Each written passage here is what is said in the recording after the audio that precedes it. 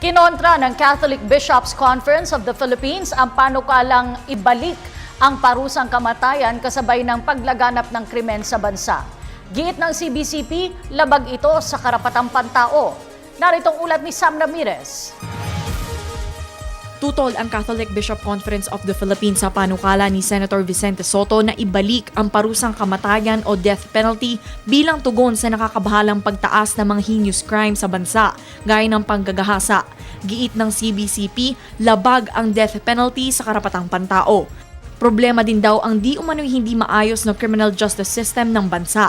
Kabilang narito ang pagpapatupad panagot sa mga tunay na may sala na siyang nagdudulot umano minsan ng pagkakakulong ng mga inosenteng tao at pananatiling malaya ng mga mastermind ng mga krimen.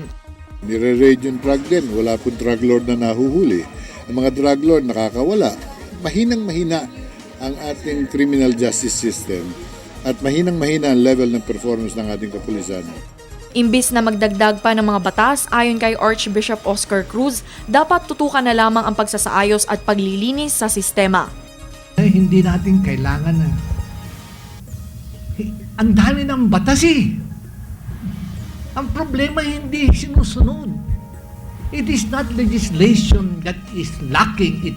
Samantala, dismayado naman si Rudy Diamante, Executive Secretary ng CBCP Episcopal Commission on Prison Pastoral Care, sa patuloy na nangyayaring torture sa mga detainees at inmates sa kabila ng pagkakaroon ng Anti-Torture Act of 2009.